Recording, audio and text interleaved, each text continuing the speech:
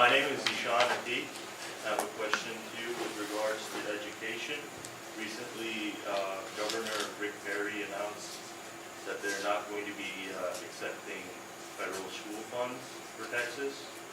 I wanted to ask what your stance on that would be, and what would you guys do? Well, to quote a libertarian friend of mine who ran for lieutenant governor of another state, Phil Horace, he said, "Libertarian Plan B, if the government's willing to give it, take it, until we can actually take measures to." What's the need there? We have a need for this public education.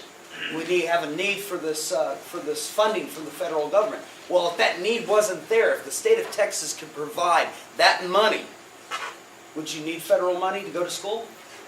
So there needs to be, we need to take care of we need to fill that hole that is open, that the federal government is throwing money into.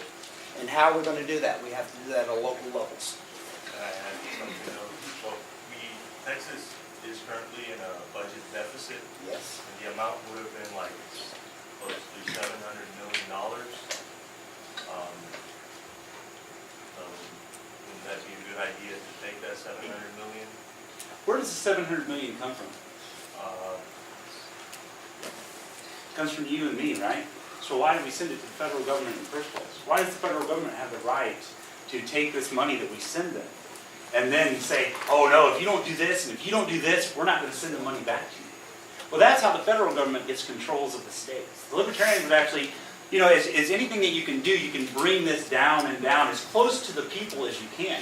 And a true libertarian society would actually want that we did more private schools. I would say that the first step to do anything would be vouchers that allow that you could use these vouchers to pay for private schooling, because our public schools are horrific.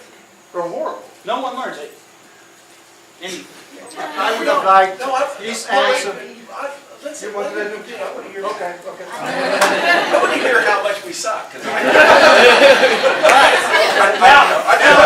listen, my judgment, okay, I went to school in Missouri in a very small school. I had 20 kids in my class at the most at any time. And then when I got to college, it seemed like I was teaching everybody things that I learned in high school. And then when I started running a software company here in Dallas, we'd have people come in and all we needed them to do was ship boxes. Okay, that was it. And they had to just add a 5% charge on to ship the box.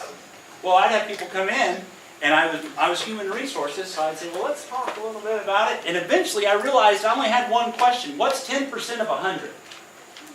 That was my question. If you could answer it, you got the job.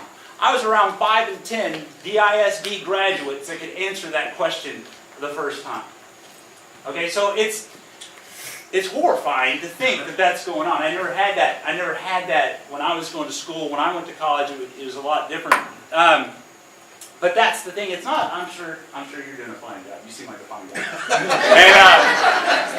But the thing about it is what is a general overview of Austrian economics? Okay, a general overview is going to be competition. Competition creates greatness. Okay, if you get rid of competition, you create mediocrity.